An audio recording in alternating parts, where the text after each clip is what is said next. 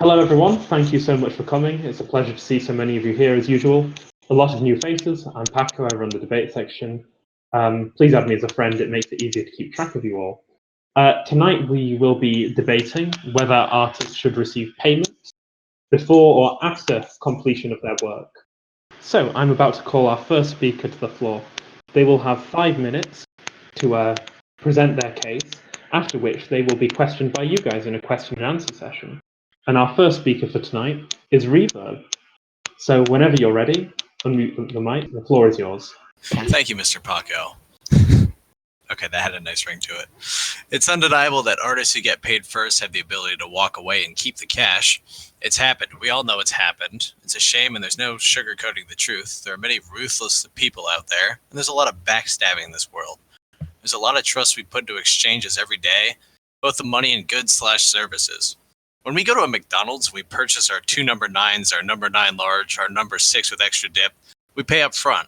There's always the possibility, though extremely unlikely, but there is a possibility the cashier can just, take our money and leave out the back, and we'd never see our order.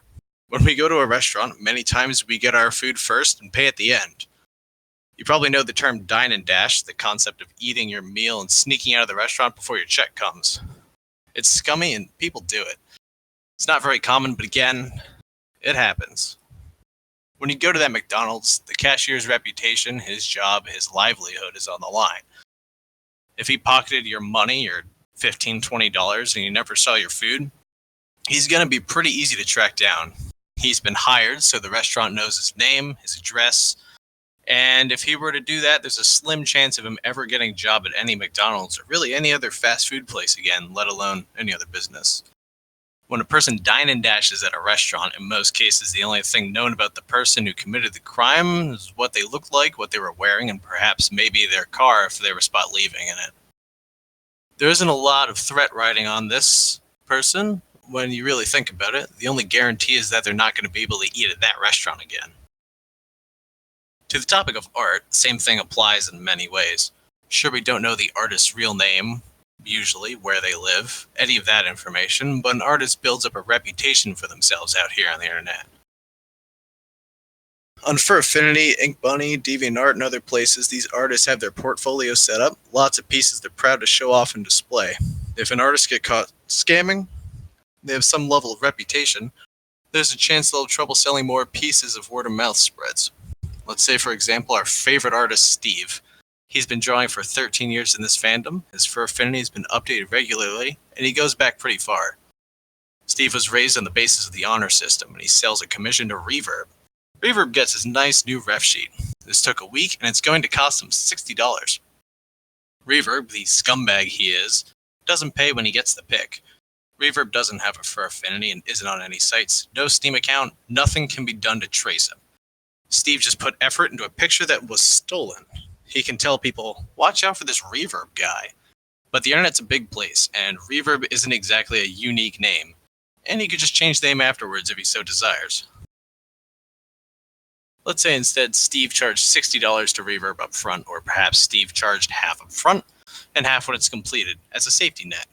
Reverb wants the ref sheet again. This time Reverb pays the cost up front. Steve gives excuses, and after a month goes by, Reverb never sees his piece and never hears from Steve again. Steve has been in this community for a long time. He has his foot in the door. Reverb can go to FM, DeviantArt, Fur Affinity, Reddit, or countless other places, and post that this artist never gave him the picture. Steve might not come under fire for this first offense, or he might. If he repeatedly pulls this act, it's going to chip away pretty quickly at his reputation. And if he wants to sell regularly and keep doing this, he's going to have to start again under a new name. If you choose to purchase art from someone with no reputation, no background, nothing, you pay up front, you get your art stolen. It's a shame, but there's a potential for it to happen. It's a risk we take. Every fledgling artist starts somewhere, and that starting place is a place of hope, hoping that people who like his art believe in him enough to purchase a commission so that he can get proof that he's an honest trader, and struggle with this later. I've been scammed out of pieces personally. I've done commissions based on the honor system for friends, and a few times now I've asked for the payment afterwards, and it's been very late. And sometimes I've been paid less than I asked for, less than we've agreed upon. I don't see myself ever doing this again. I've had people buy from me in the past, and if new clients don't feel comfortable in trusting me, they can look elsewhere. At the end of the day, it's the artist's choice to do a commission for someone. One more thing to note is that any artist who gets that money ahead of time and spends it before the picture is done is a terrible person. It should be used as a safety net. Say you can't complete the piece, you should be able to refund part of it to that person. And with that, my speech is done. I'm open to questions. Thank you very much, Reverb. Right then, I believe we have a question. Simba. Thank you, Reverb. That was an excellent speech. Well done. So my question, you mentioned reputation as a reason for legitimizing whether or not an artist or creator is reliable. As you personally are well aware, there are some people currently on Twitter who are defaming and slandering our community based on faked logs and lies from previously banned members. With coordination, they are attempting to damage our reputation with their falsehoods, and unfortunately, some people who don't know any better believe them. As such, and as a staunch supporter of FM yourself who knows that their claims are false, don't you feel that online reputation is a very flimsy measure of legitimacy, undermining your overall argument on this front? It absolutely is. I think it's safe to say, especially in this community, most of us have been defamed at some point, and oftentimes it's untrue. There's a lot of sensitive people on the internet in the world, and especially here, people who get angry at just about anything. They'll attack you over just about anything, and believe me, for some of the larger Steam groups, I wasn't so popular back in the day, and I've been defamed a lot. It's hard to say, but like, the internet's kind of like the Wild West, and those things tend to happen.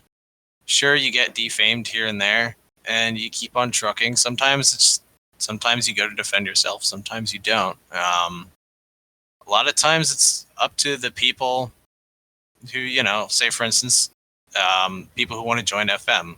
It's up to them whether or not to, at the end of the day, it's up to them whether or not to believe that FM's done these things, or that an artist has done these things, or that a famous celebrity who's in trouble for sexual harassment's actually done it.